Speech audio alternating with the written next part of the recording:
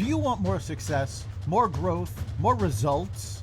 Then it's time for the Boundless Success Accelerator from the Modern Observer Group. This isn't your average coaching program. It's where top performers come to dominate. Weekly group sessions, on-demand coaching, a community that's got your back, and a power-packed library of tools to supercharge your business and career. No more excuses, no more waiting. Get in, level up, and start building the life you've been dreaming about. Visit us at modernobserver.com/boundlesssuccess to join today. Let's get you to the next level. We're here because the news is being distorted. We're here because people are being inundated with misinformation on social media. We're here because people are being judged guilty until proven innocent. We are fighting back with facts. This is not a safe zone, so buckle up, Buttercup. This is the raw, naked truth.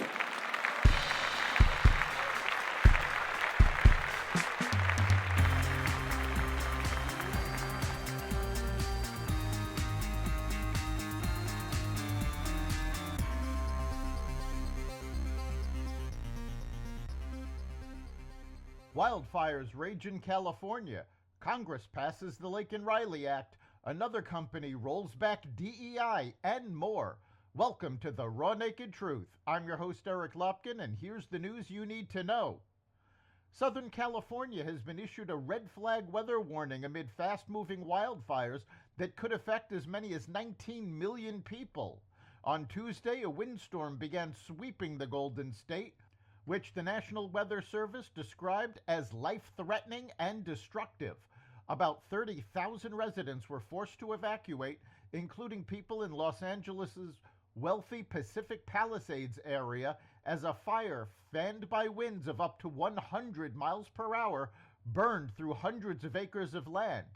Cars choked Sunset Boulevard for miles as people tried to flee, with officials warning that the worst was yet to come.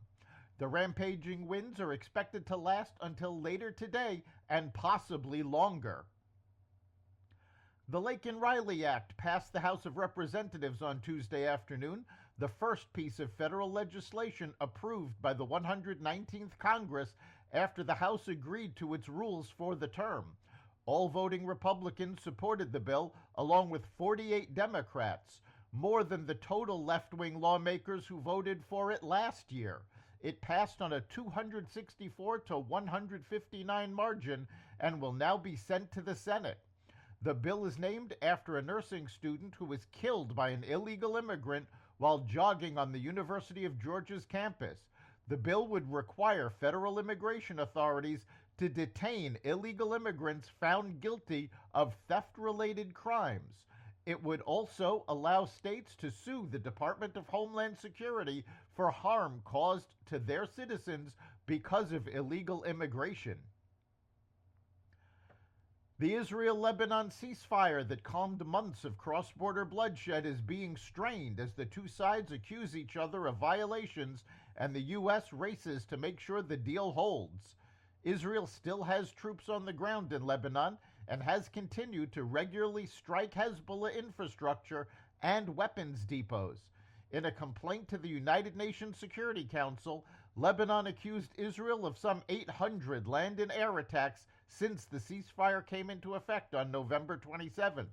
Israel has repeatedly accused Hezbollah, a U.S.-designated terrorist group that controls much of southern Lebanon, of maintaining fighters and weapons, including rockets in the south, that threaten its security, also in violation of the 2-month truce. The trouble comes ahead of a January 26 deadline for Israeli forces to leave, following their incursions into southern Lebanon across almost the entire swath of the border.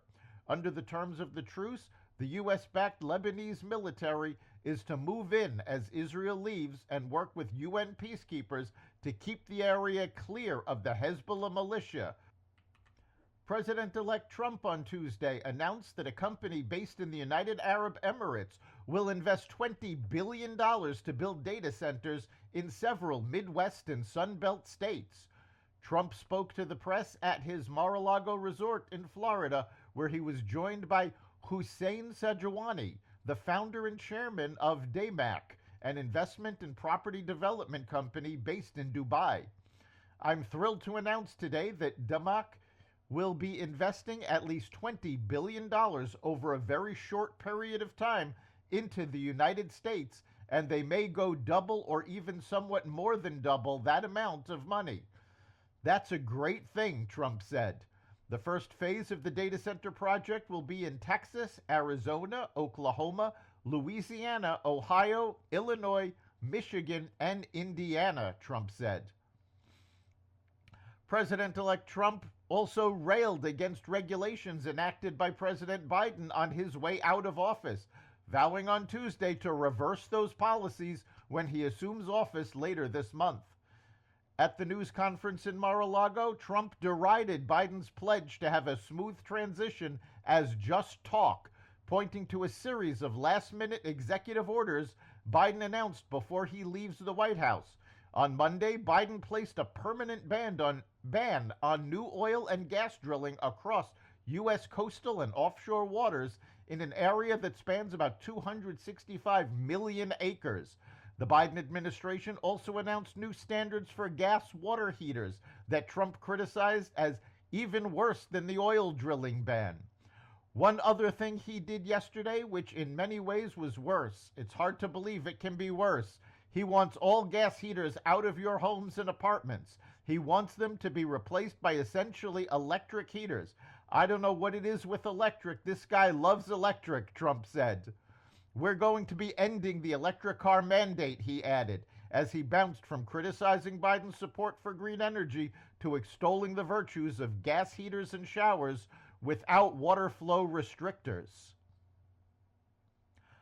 Private sector job creation eased more than expected in December, while wages grew at the slowest pace in nearly 3.5 years, payment processing firm ADP reported on Wednesday.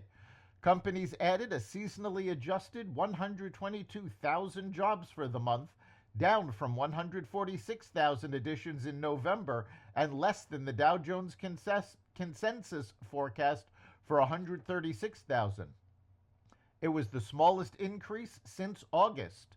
On wages, pay grew at a 4.6% rate from a year ago, the slowest pace since July 2021. The labor market downshifted to a more modest pace of growth in the final month of 2024, with a slowdown in both hiring and pay gains, ADP chief economist Neela Richardson said. McDonald's becomes the latest company to roll back DEI practices. The company announced it will end efforts to hit diversity goals in senior leadership. The fast food giant joins a growing list of major U.S. companies, including Walmart and Ford, to retire DEI policies amid an onslaught of conservative backlash, as well as a recent Supreme Court ruling that banned affirmative action in college admissions.